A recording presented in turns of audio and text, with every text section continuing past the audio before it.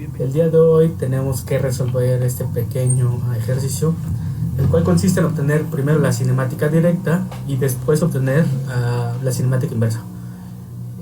La configuración de este robot, como ustedes sabrán, es una configuración esférica.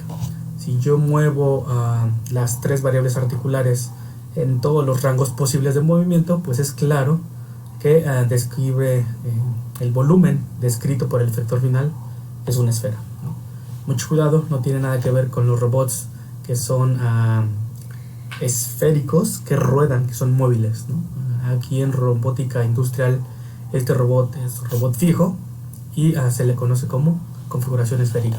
Entonces es necesario que a estas alturas entendamos o recordemos la convención de David-Hardenberg. ¿Qué es lo que nos dice la convención? Pues esa convención nos va a ayudar a establecer los sistemas coordenados para poder determinar cuál es la posición y orientación del efector final en términos de las variables articulares. Esto se logra llevando a cabo dos traslaciones y dos rotaciones. Entonces, ¿qué nos dice la convención de David-Hardenberg? Paso número 1, identifica el tipo de articulaciones, ¿no?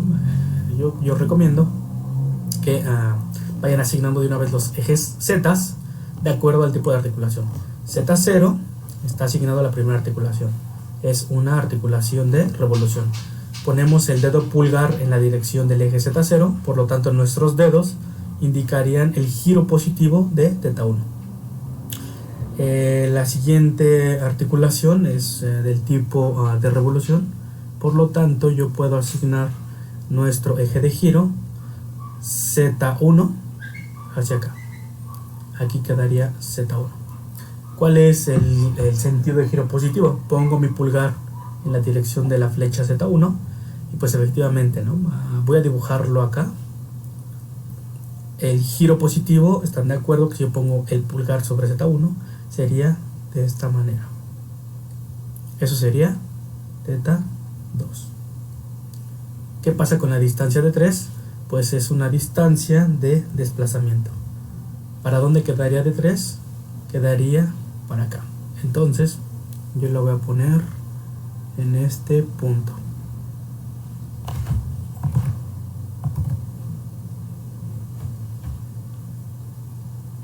Ahí está, más o menos. Eso sería ¿qué? ZC o Z3. Bueno, de hecho sería Z2, ¿no? Bueno, recuerden que va con el subíndice I-1, Z0, Z1, por lo tanto esto sería Z2. Siguiente paso, asignar el sistema base, y ya lo he asignado, X0, Y0, Z0. Por lo tanto, el origen o el sistema inerte quedaría en la base de este robot y sería O0. El sistema O1, ¿dónde quedaría? Recordemos que si se intersectan Z0 y Z1, en ese punto yo debo de asignar el origen O1. Lo voy a poner por acá. ¿Dónde quedaría el origen O2? Nuevamente, ahora busco la intersección entre Z1 y Z2. Existe, por lo tanto en este punto también tendríamos el origen O2. ¿De acuerdo? Siguiente paso, asignar los ejes X. X0 ya está asignado. X1, ¿hacia dónde tendría que estar? Recordemos que X1 tiene que ser perpendicular tanto a Z0 como Z1. Por lo tanto, existen dos soluciones, ¿no? Una es que quede para acá, X1, o que quede hacia atrás, ¿no? Ambas soluciones son válidas. ¿Por qué? Porque si se dan cuenta, está siendo perpendicular tanto a Z0 como a Z1. Yo le voy a poner hacia la derecha, más o menos por ahí. Eso sería entonces X1. ¿Hacia dónde ponemos X2? X2 tiene que ser perpendicular tanto a Z1 como a Z2. Por lo tanto, dado que Z2 está un poco levantado de la horizontal, pues X2 tendría que tener la inclinación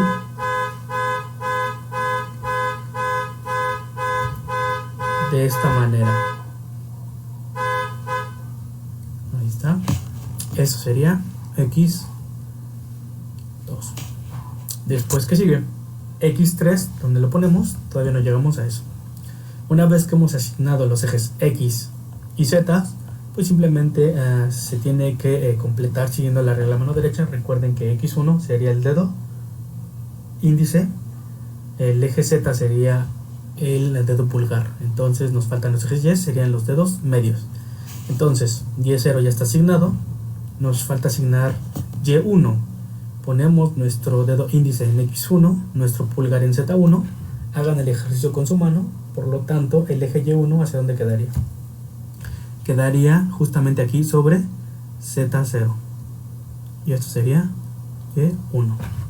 ¿Hacia dónde quedaría y2? Ponemos nuestro dedo índice en x2, el pulgar en z2. Por lo tanto, ¿hacia dónde quedaría el eje y2? Estarán de acuerdo conmigo que el eje y2 quedaría por acá. Y2. Una vez que hemos asignado los sistemas coordenados, se recomienda, a menos que se especifique una orientación deseada en el efector final, trasladar el sistema inmediato anterior al efector. Vamos a ver qué es lo que pasa si yo empiezo por el eje Z. Si yo copio el eje Z2 y lo asigno de esta manera en el efector final,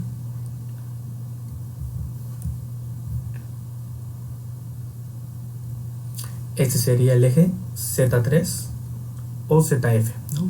Vamos a llamarle Z3. Si yo copio el sistema, perdón, el eje inmediato anterior Z, quedaría de esta manera. Ahora, de acuerdo a nuestra convención, Z2 y Z3 son colineales. ¿Cómo asigno el eje X3? El eje X3 tendría que ser normal común tanto a Z2 como a Z3. Si se dan cuenta, Z3 tiene una pequeña inclinación respecto a la horizontal. Por lo tanto, yo puedo asignar el eje X3 de esta manera.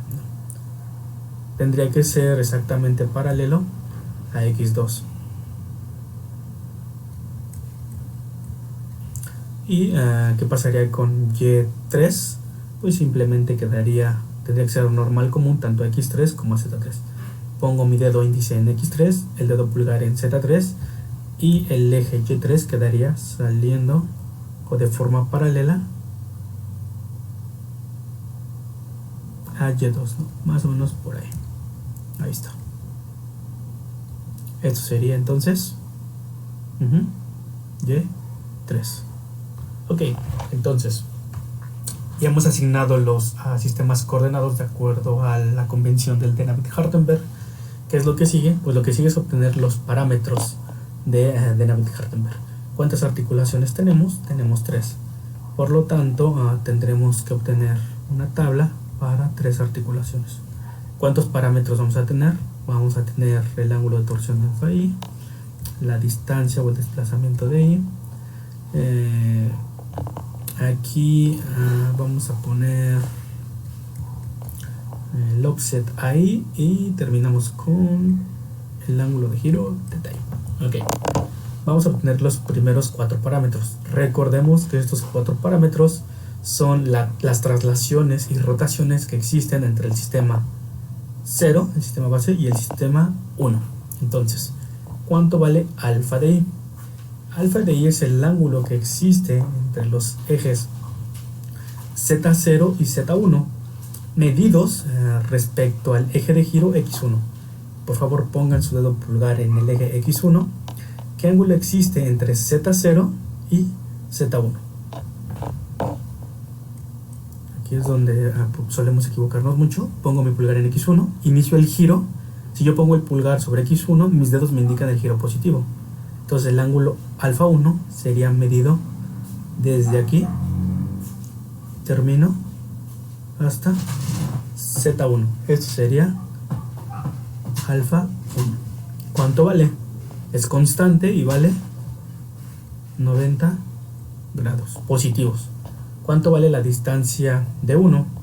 La distancia de 1 es la distancia que existe entre el origen 0 al origen 1, moviéndome sobre Z0. Y sería esta distancia.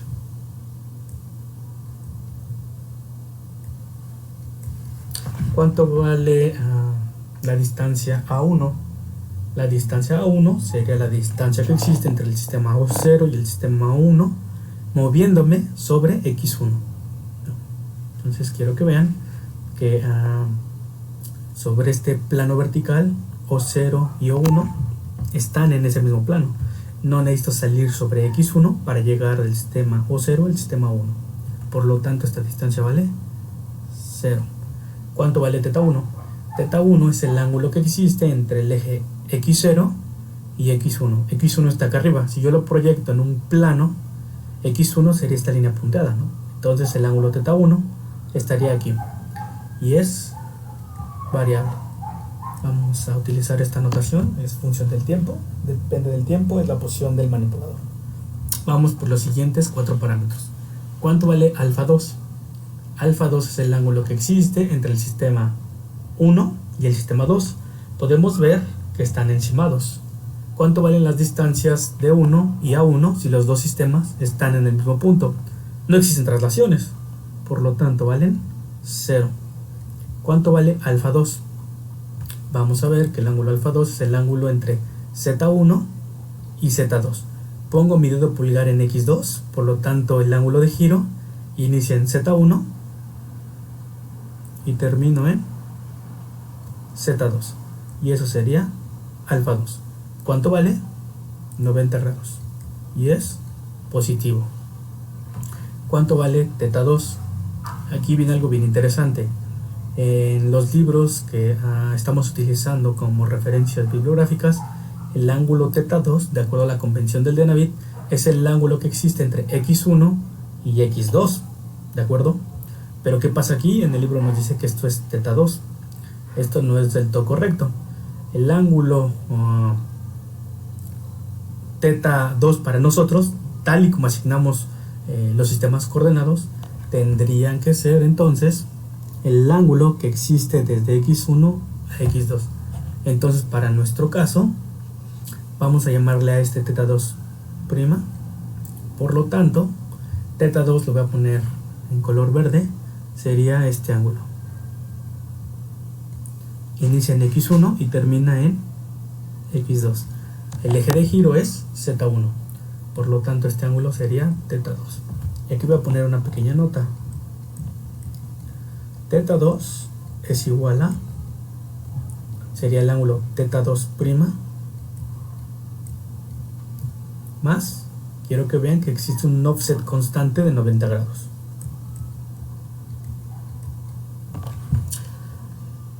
Para verificar esta ecuación, supongan, hagan una prueba cuando θ2' vale 0. Si θ2' vale 0, el ángulo que existe entre X1 y X2 tendría que ser 90 grados. Entonces, de esta manera validamos rápidamente que esta ecuación es válida. θ2 entonces es variable. ¿Cuánto vale alfa 3?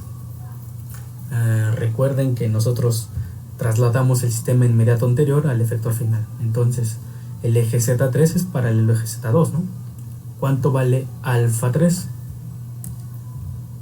Si Z3 es colineal a Z2, pues no hay ningún ángulo, ¿vale? 0. ¿Cuánto vale la distancia D3? D3 es la distancia entre los sistemas O2 y el sistema O3. Aquí voy a poner el origen O3. D3 es la distancia de O2 a O3. ¿Sobre qué eje? Sobre Z3, ¿no? Entonces, ¿qué es lo que pasa? Esta distancia D3 sería toda esta distancia y precisamente es una variable articular. Físicamente esta distancia de 3 podría contener un pequeño offset, ¿no? No necesariamente significa que la articulación prismática está exactamente encimada sobre la articulación de revolución.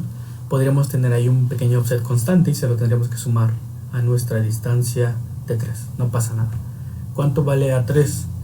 A3 es el ángulo que existe, perdón, es la distancia que existe entre O2 y O3 sobre X3, ¿no? ¿Qué distancia hay? Pues no hay ninguna distancia. ¿Y cuánto vale θ3? Dado que nosotros asignamos X3 de manera paralela a X2 y no hay una articulación de revolución entre el sistema 3 y el sistema 2, en todo momento θ3 vale 0. Ok, la cinemática directa, entonces ya casi está resuelta. ¿Cuál es el siguiente paso? Una vez que hemos obtenido los parámetros del Dynavit, tenemos que obtener la matriz de transformación homogénea 0H1 con estos 4 parámetros. Después podemos obtener 1H2 con estos 4 parámetros. Y después podemos obtener 2H3 para estos 4 parámetros.